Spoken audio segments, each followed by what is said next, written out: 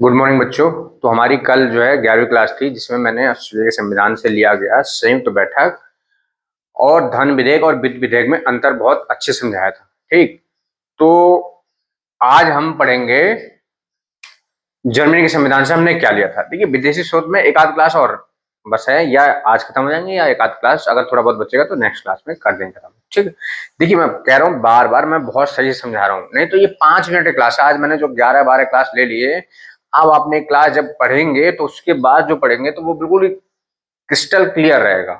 ठीक, तो आपको आगे दिक्कत नहीं आएगी कहीं भी। तो अब जर्मनी के संविधान से हमने क्या लिया? जर्मनी के संविधान से, जर्मनी के संविधान से क्या लिया? आपातकाल के साथ मूल अधिकारों का स्थगन या निलंबन कह लो, निलंबन। ठीक, देखिए इससे आपको समझ में आ रहा होगा कि अगर आपातकाल हमारे देश में लागू हो जाता है, जो मैंने पढ़ाए थे आपातकाल, जो पढ़ाया था 352, 356, 360, ठीक है, उस संबंधी आपातकाल जो मैंने बताए थे आपको।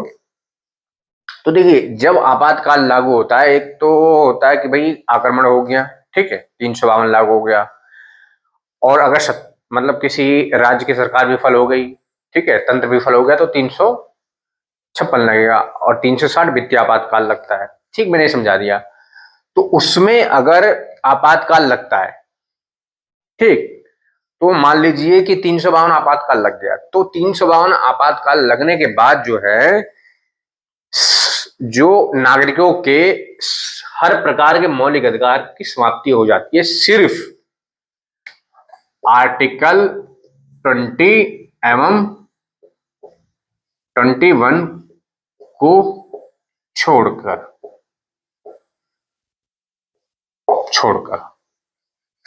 मतलब ये है कि जितने भी आर्टिकल है, आर्टिकल जैसे हमने पढ़ाया वही, जो मौलिक अधिकार है हमारा आर्टिकल 12 से लेकर 35 तक है।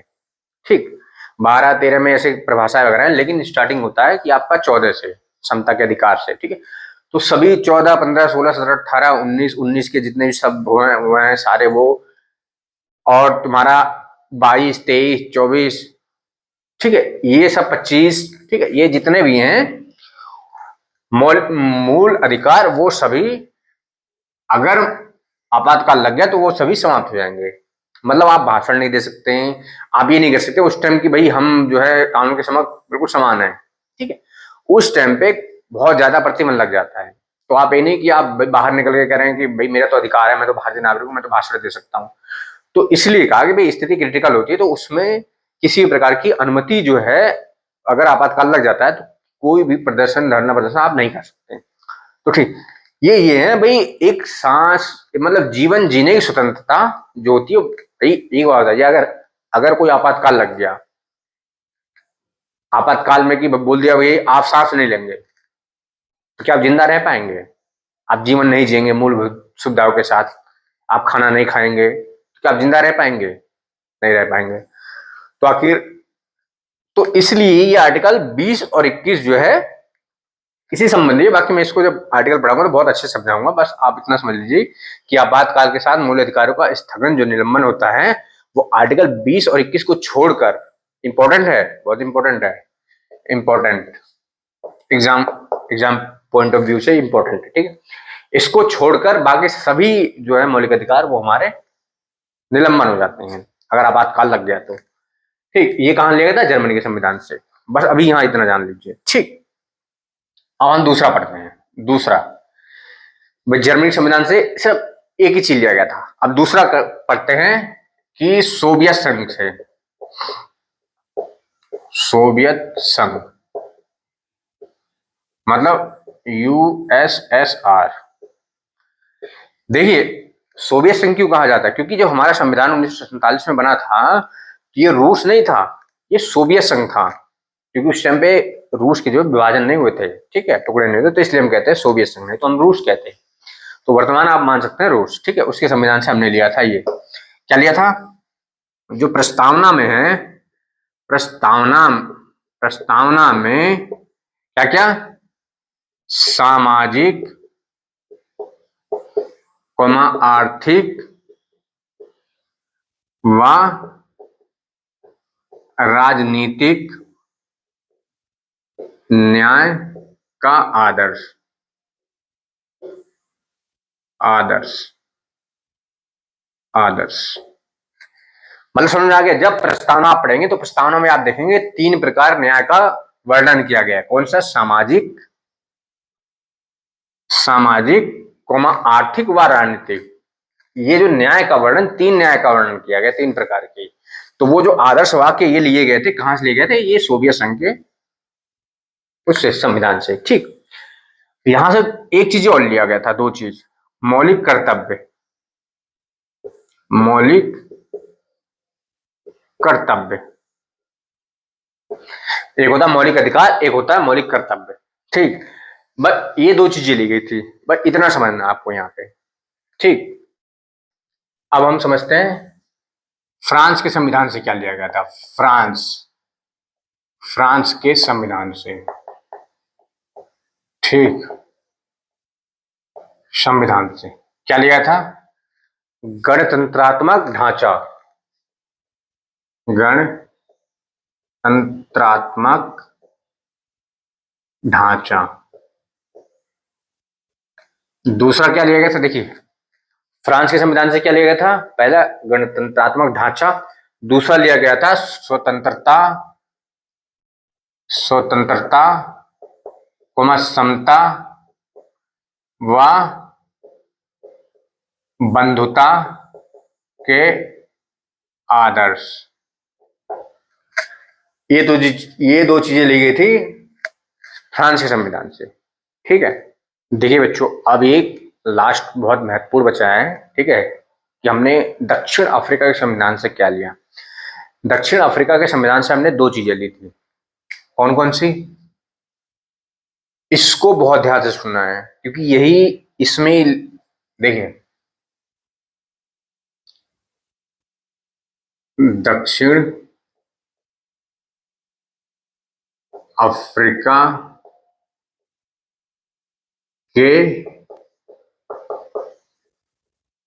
संविधान से, ठीक।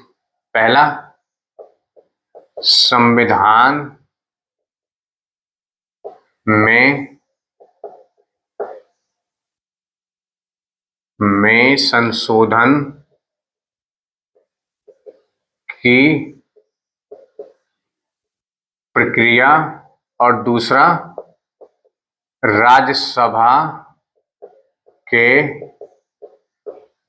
सदस्यों का निर्वाचन, ठीक।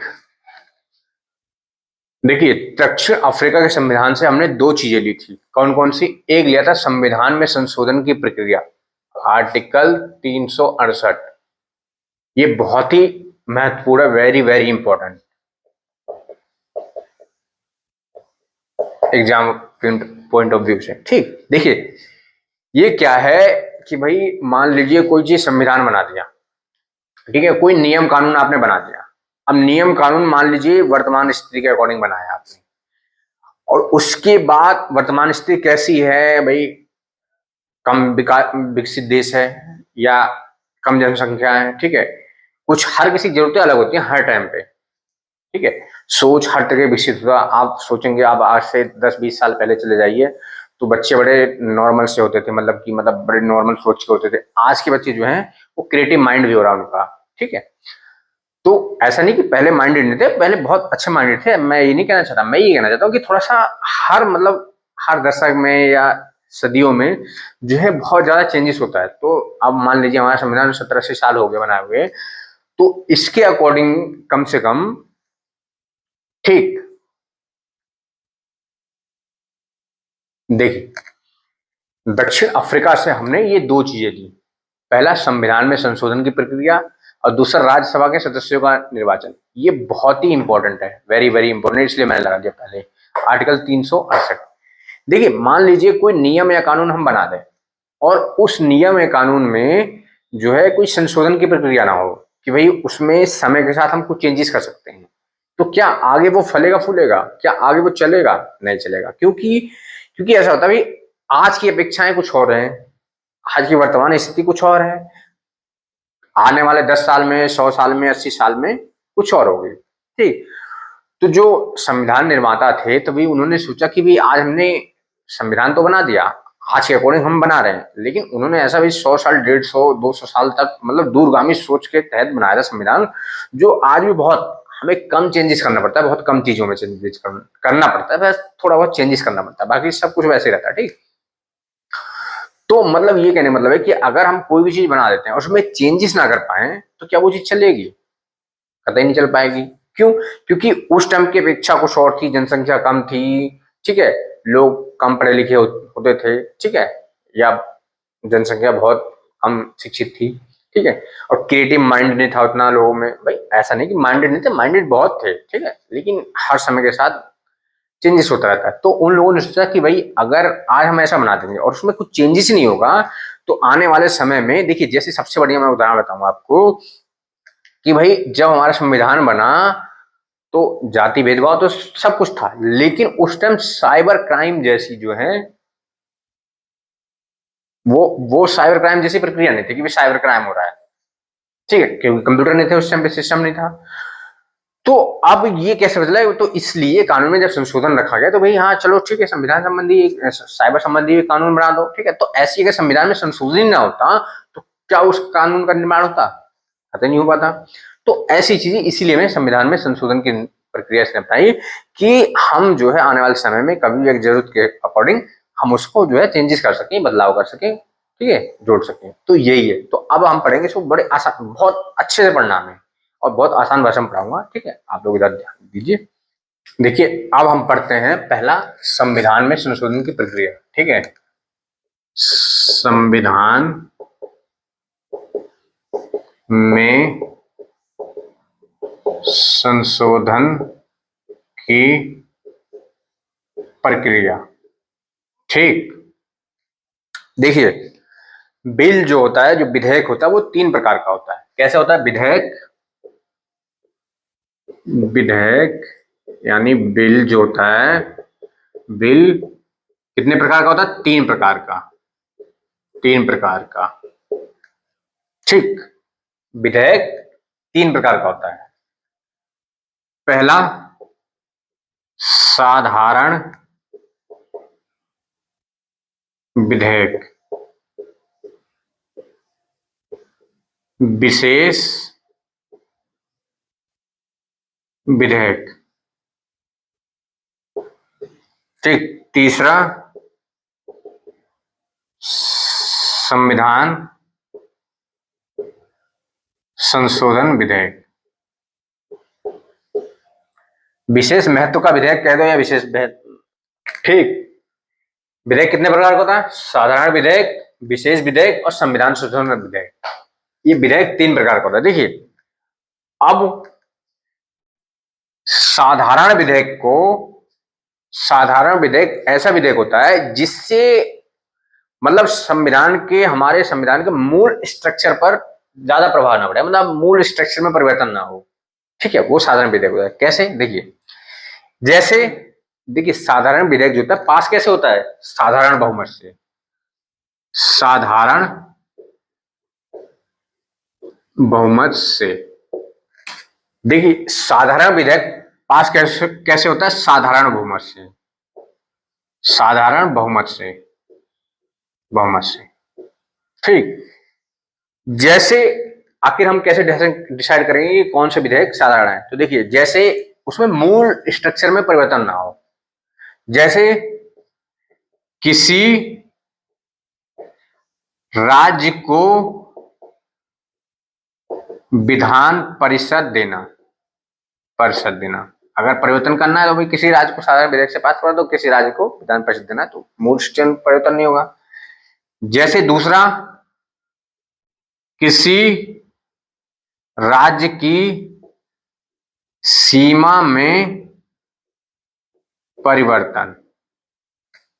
ठीक। तीसरा, किसी राज्य के नाम में परिवर्तन, या किसी नाम में परिवर्तन, नाम में परिवर्तन, परिवर्तन। देखिए, मान लीजिए यूपी का नाम बदलकर, जैसे संयुक्त प्रांत था तो संयुक्त प्रांत से यूपी हुआ, तो उससे क्या फर्क पड़ा भाई, है तो वही क्षेत्र, वही है, सब कुछ वही है, तो इससे कहीं मूल स्ट्रक्चर में परिवर्तन, मतलब कहीं मूल स्ट्रक्चर में कोई दिक्कत थोड़ी हुई, परिवर्तन नहीं हुआ, उसके अधिकार कम नहीं हुए, सब कुछ कम नहीं हुआ, बस नाम चेंज हो गया, ठीक है, ठीक हो गया। भाई किसी राज्य की सीमा में परिवर्तन हो गया, मान लीजिए यूपी है, यूपी का थोड़ा सा हिस्सा अगर जो है मान लीजिए दिल्ली में चला जाए, गाजियाबाद है कुछ एरिया, तो भाई ये मूल स्थिति में संविधान में कोई फर्क पड़ेगा, भाई रहेगा तो भारत में ही ना, तो ये हो गया सीमा, ठीक। ये साधारण बहुमत से पास हो जाएगा तो कोई ऐसी दिक्कत नहीं होगी इन सब के लिए, ठीक। दूसरा विशेष विधेयक जो है, दूसरा विशेष विधेयक जो है, विशेष विधेयक किससे पास होता है, विशेष बहुमत से, विशेष बहुमत से, बहुमत से। कैसे पास होता है विशेष विधेयक विशेष बहुमत से, जैसे जैसे देखिए, जैसे मूल अधिकारों में परिवर्तन करा, मूल अधिकारों में परिवर्तन करना हो, ठीक। जैसे राज्य के नीति निदेशक तत्वों में परिवर्तन करना हो, मतलब ऐसे सब्जेक्ट जो होंगे, जैसे मान लीजिए, देखिए विशेष विधेयक कौन से होते हैं, विशेष विधेयक ऐसे विधेयक होते हैं जिससे मूल स्ट्रक्चर पे थोड़ा प्रभाव पड़े। भाई मूल अधिकारों में अगर परिवर्तन करना होगा तो मूल स्ट्रक्चर पर प्रभाव पड़ेगा ना, राज्य के नीति निर्देशक तत्वों में भी परिवर्तन करने का तो उस पर प्रभाव पड़ेगा, ठीक। तो ये है विशेष बहुमत, जो विशेष विधेयक है वो विशेष बहुमत से पास होगा। अब विशेष बहुमत में भी दो स्थितियां हैं, तो वो मैं बताऊंगा, अभी आप हम तीनों इसके बारे में पढ़ लेते हैं, उसके बाद हम जानेंगे साधारण बहुमत क्या है, कितनी मेजॉरिटी होती है, और विशेष बहुमत क्या होता है, और संविधान संशोधन संबंधी विशेष बहुमत क्या होता है, ठीक। वो पढ़ेंगे हम अभी, कितनी मेजॉरिटी जरूरत होती है, कितनी संख्या पास होगी, ठीक है। देखिए ये हो गया दूसरा, ठीक, यहां से हो गया दूसरा ये। अब हम तीसरा पढ़ते हैं यहाँ पे, ठीक है। अब हम पढ़ते हैं भाई संविधान संशोधन विधेयक। देखिए संविधान संशोधन विधेयक ऐसा विधेयक जिससे मतलब पूरे के पूरे स्ट्रक्चर पे परिवर्तन हो, पूरे के पूरे स्ट्रक्चर पर भारत के प्रभाव पड़े। जैसे पहला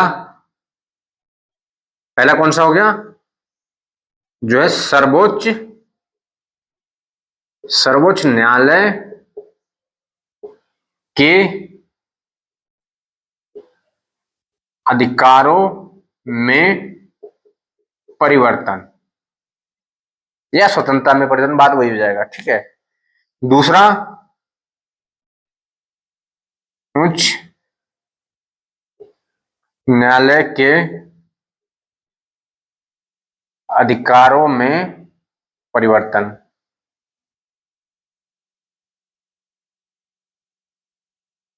परिवर्तन, ठीक। तीसरा महामहिम राष्ट्रपति के अनुच्छेद में परिवर्तन।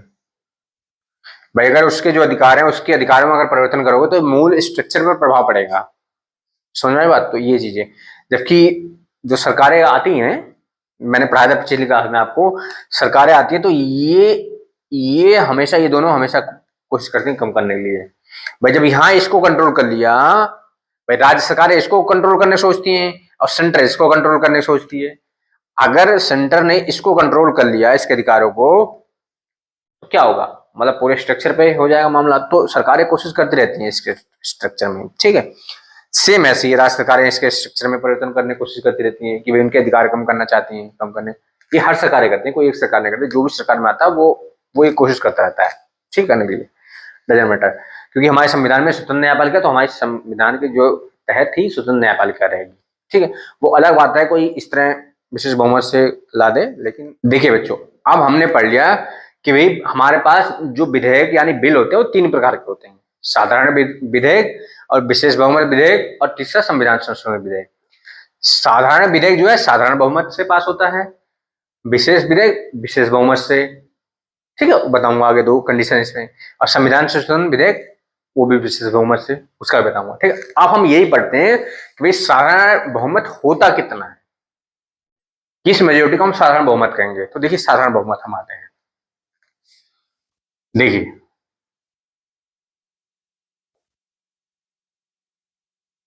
साधारण बहुमत। देखिए साधारण बहुमत आपको पता है, अब यहाँ जो मैं पिछले क्लास में बताता है कि कानून कैसे बनता है, ये कानून कैसे बनता है या कानून में परिवर्तन कैसे होता है। भी अगर हम कोई संविधान में संशोधन लाना चाहते हैं, संशोधन करना चाहते हैं, तो वो कैसे पास होता है। आखिर अगर हम मान लीजिए उसमें कोई चीज जोड़ना चाहेंगे तो कैसे जुड़ेगा, किस स्थिति में जब पास होगा तो जुड़ेगा। और अगर हम उस चीज को हटाना चाहते हैं वहां से तो कौन से स्टेज पे आकर हटेगा। तो वही चीज देखिए, जैसे कोई भी सदन, मान लीजिए लोकसभा या राज्यसभा, राज्यसभा, ठीक। यहां राज्यसभा या लोकसभा, राष्ट्र में महामहिम राष्ट्रपति, ठीक। और कानून कैसे बनता है, या तो कोई भी बिल है लोकसभा में आएगा पहले या तो राज्यसभा में आएगा। अगर लोकसभा में आए तो यहां से पास होने के बाद राज्यसभा में जाएगा, अगर राज्यसभा में आए तो यहां से पास होने के बाद लोकसभा में जाएगा। इन दोनों जगह जब पास हो जाएगा तो राष्ट्रपति के पास जाएगा, और जब यहां से हस्ताक्षर हो जाएंगे महामहिम के तो उसके बाद वो कानून अगर जोड़ना चाहेंगे तो जुड़ जाएगा, अगर वो हटाने के लिए होगा संविधान संशोधन तो वो हट जाएगा, ठीक। ये हो गया।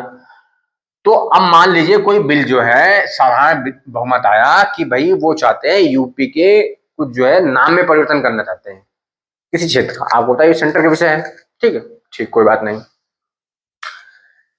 तो मान लीजिए साधारण विधेयक आया, तो साधारण विधेयक होता कितना है भाई। लोकसभा, मान लीजिए लोकसभा में आया पहले कि भाई वो यूपी का जो है नाम परिवर्तन करना चाहते हैं, ठीक है, यूपी नाम परिवर्तन करके फिर से संयुक्त प्रांत करना चाहते हैं मान लीजिए, ठीक है। तो अब क्या करेंगे, ये लोकसभा में आया तो लोकसभा में कितने कितने सीटें हैं, अधिकतम तो 550 हैं, 552 थी, लेकिन 2 सदस्य जो संख्या मैं 12 बता रहा हूँ एंग्लो इंडियन की, उसको समाप्त कर दिया गया। अब वो मनोनीत नहीं होता, ठीक है। तो मान लीजिए कितने थे, 543 का होता था पहले, 2 एंग्लो इंडियन के, तो मतलब ये 2 खत्म हो गए, 543 हुआ लोकसभा में। अब यहां हुआ, पेश हुआ 543 कुल सदस्य हैं, ठीक है। तो इसका जो बहुमत होगा कितना होगा, 50% प्लस 1, मतलब जो बहुमत होगा 50% प्लस 1। वैसे 272 प्लस 1 होता था जब 550 थे, तो 272 प्लस 1 मान लीजिए, मतलब 272 मान लीजिए, ठीक है। 272 बता 244 जाएगा, 272 इधर जाएगा, ठीक है, मान लीजिए इतना, ठीक। ये बहुमत हो गया, 50% 1 बराबर कितना हो गया, ये हो गया इसका, ठीक। अब राज्यसभा मान लीजिए, यहाँ पे राज्यसभा, ये बिल इसमें पास हुआ। अब राज्यसभा का बहुमत कितना होगा, राज्यसभा का जो बहुमत होगा 245 है, ठीक। अधिकतम 250 हो सकते हैं लेकिन 245 है। 245 है कितना होगा, ये भी 50% प्लस 1 बराबर कितना होगा, 123 के समथिंग, ठीक। ये हो गए, तो ये हो गया साधारण बहुमत। अगर कोई बिल आया, मान लीजिए 543 सदस्य हैं लोकसभा में, तो 543 अगर उस बिल को पास करवाना है तो कम से कम 273 एक तरफा जो है इसमें वोट कर देंगे, 273 वो बिल पास हो जाएगा, यहां से पास माना जाएगा। मतलब 272 या 273 ऐसे 272 अगर कर दिए, क्योंकि ये दो कम हो गए तो 272 कर दिए तो पास समझा जाएगा। ठीक, अब यहां से ये बिल यहां आएगा। देखिए मैंने बताया सभी बिल आते हैं, लेकिन धन विधेयक जो ऐसा है ये नहीं पास करे तब भी हो जाएगा। ठीक है, वो मैंने बता दिया था, क्लियर कर दिया था। तो यहां से पेश हुआ, यहां से पास हुआ, यहां से पास होने के बाद ये राज्यसभा में आया। अगर पहले लोकसभा में पास हुआ तो फिर राज्यसभा में जाएगा, अगर राज्यसभा में पहले आया तो लोकसभा में जाएगा। तो अब यहां मान लीजिए लोकसभा में आया, तो यहां ये आया, राज्यसभा में पास हुआ। अब राज्यसभा में उस बिल में जो 50% प्लस 1 अगर 123 ने पास कर दिया तो वो बिल जो है महामहिम राष्ट्रपति के पास चला जाएगा। तो वो बिल अगर यहां हस्ताक्षर हो गए तो वो बिल समझाएगा पास हो गया। ठीक, अब देखिए एक यही हमेशा कंफ्यूजन होती है लोगों को कि भाई ये जो है 50% प्लस 1 ये हम कैसे डिसाइड करेंगे साधारण बहुमत। मान लीजिए कि यहां जो है, मान लीजिए इसमें भाई जरूरी नहीं कि सभी सदस्य डेली आए, जिस दिन बिल पेश हो रहा है उस दिन सपोज करो कुछ सदस्य नहीं आए, मान लीजिए उस दिन सदस्य आए 543 सदस्य अब्सेंट हो गए किसी रीजन की वजह से। भाई देखिए सरकारी काम की वजह से चले गए, बहुत सारी समितियां होती हैं जो काम करती रहती हैं, ठीक है, तो उस टाइम प्रेजेंट नहीं हो पाए हमारे इतने सदस्य में, तो क्या 272 तब भी चाहिए? तब देखिए 50% तब भी चाहिए, 50% प्लस 1 कितने हो गए? 200, कितने हो गए? 250 प्लस 1 मतलब 251 अगर सदस्य हो गए तो ये बिल पास समझा जाएगा। मतलब कहने का मतलब यह है कि साधारण बहुमत वह बहुमत कहलाती है जो उपस्थित सदस्य होंगे उसका साधारण बहुमत चाहिए, ना कि कुल का साधारण बहुमत चाहिए। समझना एक बात। अब मान लीजिए अगर कुल भाई 400 उपस्थित हुए तो फिर ये 272 कैसे जुड़ाएंगे, बात मान लीजिए। लेकिन अगर कुल बहुमत का इतना है तो ये चाहिए। ठीक, लेकिन ऐसा नहीं कि भाई अपने आप ही उपस्थित नहीं हुए। ठीक है, तो ये हो गया इतना। सेम इसका भी अगर मान लीजिए 240 उपस्थित हुए तो 200 उपस्थित सदस्यों का 50% प्लस 1।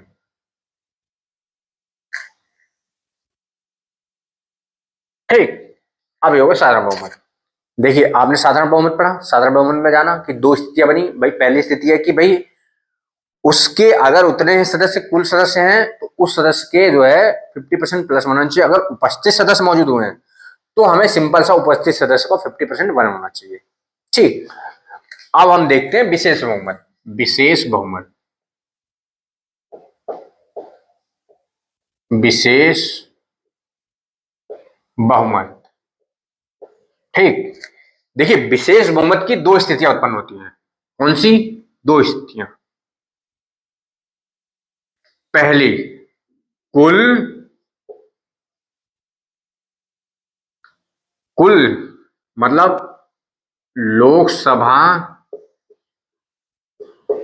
या राज्यसभा के सदस्यों का साधारण बहुमत। ठीक, 50+1। दूसरा कंडीशन क्या बनता है? दूसरा कंडीशन बनता है लोकसभा या राज्यसभा में उपस्थित सदस्यों का 2/3 बहुमत। मतलब को समझ में आया? मतलब देखिए इसमें दो कंडीशन बनता है विशेष बहुमत का।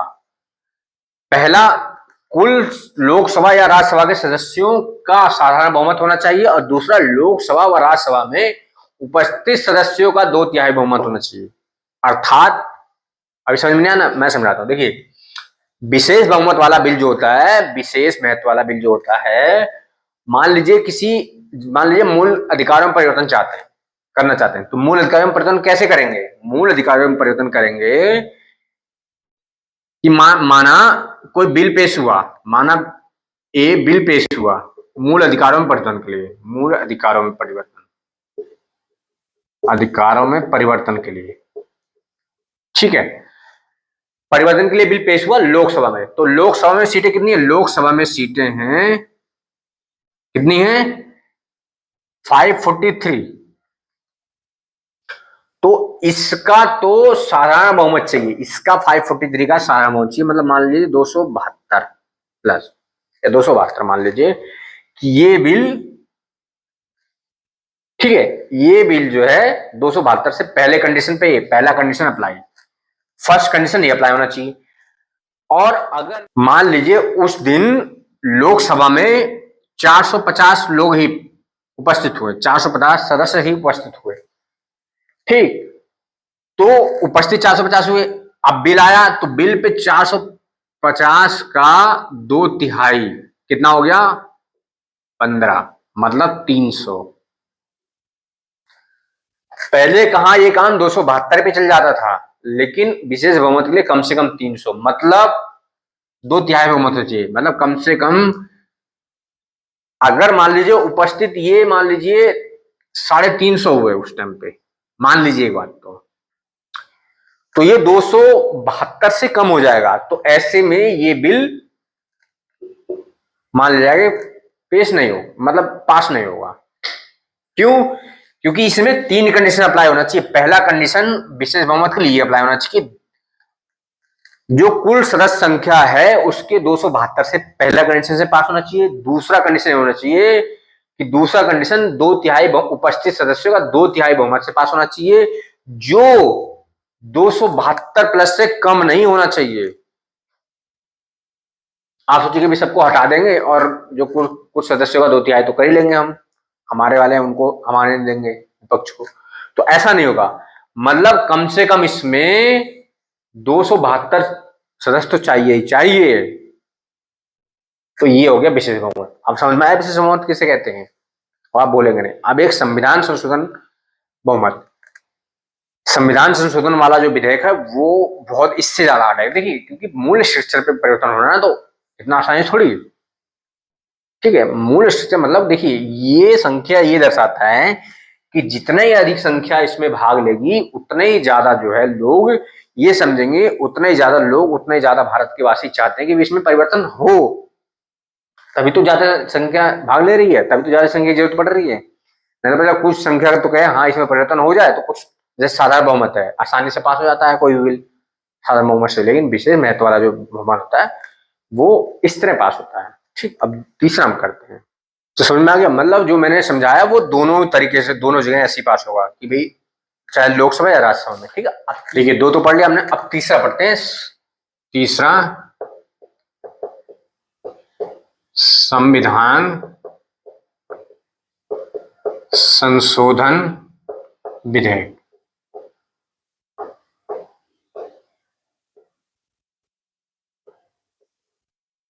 देखिए, संविधान संशोधन विधेयक अगर आता है, अगर वो पास हो जाता है, तो समझ लीजिए इसमें पूरे भारत की मर्जी थी, और पूरे भारत की मर्जी समझने आया मतलब कैसे, कि मतलब जितने भी लोगों ने, भारतवासियों ने अपने कैंडिडेट चुनकर भेज रखे हैं, चाहे वो विधानसभा हो या विधान परिषद में हो, लोकसभा हो, राज्यसभा हो, बस डायरेक्ट डायरेक्ट भेज रखा है पब्लिक ने, ठीक। तो उन्होंने चुनकर भेज रखा है, तो वो सब चाहेंगे, भाई मेजोरिटी किसे कहते हैं? मेजोरिटी, भाई सब लोग तो पूरा चाहेंगे नहीं चीजों को, कोई ना कोई तो उसका विरोधी होगा, लेकिन अधिकतम संख्या जो चाहती है वो हम मेजोरिटी समझते हैं कि अधिकतम संख्या बुरा नहीं चाहेगी, वो भले ही चाहेगी। तो सेम इसी प्रकार देखिए, इसमें कंडीशन होता है, पहला कंडीशन देखिए,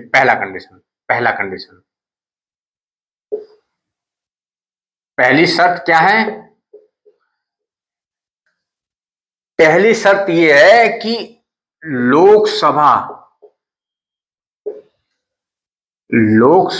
लोकसभा और राज्यसभा इन दोनों से ही इन दोनों से ही विशेष बहुमत की आवश्यकता।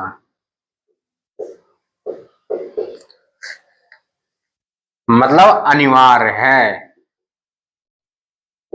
अनिवार्य है।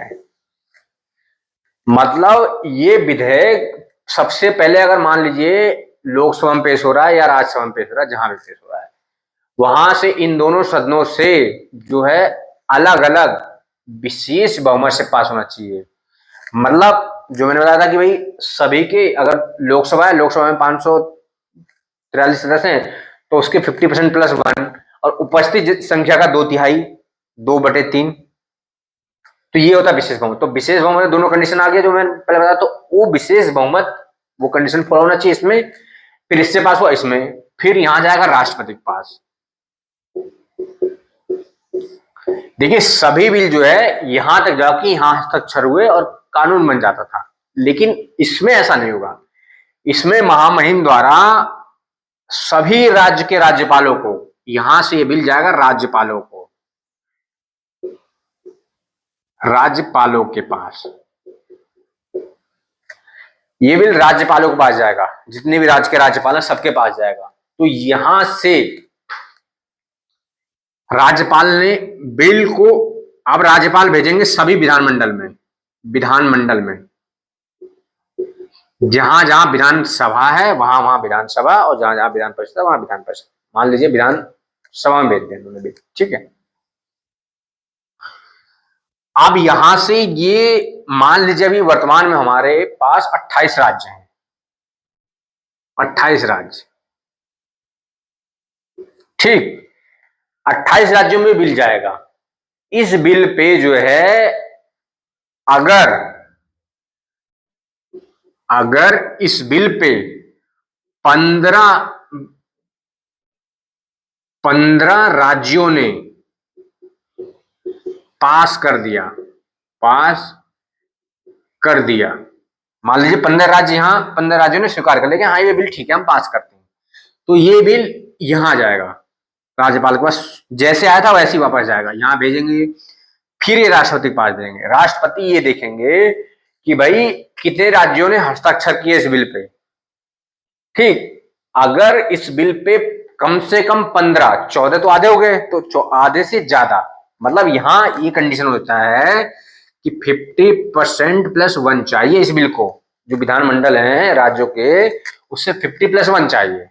विधानमंडल सभी नहीं है, सभी में, लेकिन 28 राज्य हैं उनसे ये 50 प्लस 1 चाहिए। तो मान लीजिए 15 राज्य अगर हो गए, यहां इन्होंने भेजा 15 राज्य हो गए, ठीक है, तो यहां इन्होंने देखा 15 राज्य हो गए, तो ये बिल पास हो जाएगा, हस्ताक्षर जाएगा। मान लीजिए ये बिल शुरुआत हुई, लोकसभा में ये विशेष बहुमत नहीं मिला, तो ये बिल यही खत्म, ये बिल खत्म। मान लीजिए यहां से पास हो गया, ये यहां सदस्य संख्या, यहां विशेष बहुमत नहीं मिला, तो ये बिल यही खत्म, आगे नहीं बढ़ेगा। अब मान लीजिए अगर ये बिल यहां पास हुआ, यहां पेश हुआ राज्यसभा में, राज्यसभा में, सभा में, ठीक, लोकसभा में, मान लीजिए ये बिल राज्यसभा में पास हुआ, अगर यहां विशेष बहुमत नहीं मिला तो ये बिल यही खत्म। मान लीजिए यहां से हो गया तो लोकसभा में गया, तो लोकसभा में अगर बिल विशेष बहुमत नहीं मिला तो यहां यही खत्म बिल। मान लीजिए ये दोनों विशेष बहुमत मिल गए, यहां इन्होंने भेजा, अब यहां से यहां आ गया, यहां से यहां आएगा, तो फिर यही ये बिल यहां आएगा। भाई इन्होंने लिफाफे में सब राज्यों ने अलग अलग भेज दिया, यहां से बिल को इन्होंने सबको डिस्ट्रीब्यूट कर दिया, सभी राज्यों को, ठीक है। तो ये बिल सबने अलग अलग भेज दिया, अपना पैक कर करके अपने मत को भेज दिया, यहां आया, ये खोले, इनको भेज दिया कि भाई ये सभी राज्यों के मत है, इन्होंने करा और पुटली बना के इनके राज्यों के नाम लेके कि भाई ये सहमत है और ये असहमत है, इन्होंने भेज दिया। अब यहां आया लिफाफा, लिफाफे में देखा इन्होंने कि भाई कितने राज्य सहमत है, इन्होंने देखा 14 राज्य सहमत है, 14 राज्य असहमत है, तो ये यही खत्म, ये बिल खत्म, ये बिल मामला खत्म हो गया।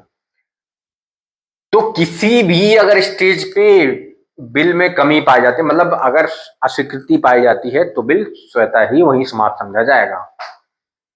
समझा है? तो इतना हार्ड जो है संविधान में संशोधन हो सकता है, इतने हार्ड तरीके से। तो मतलब संविधान में संशोधन एक तरह से नामुमकिन टाइप है। क्यों? क्योंकि इतना जो है कहीं ना कहीं मामला लड़खड़ा ही जाता है।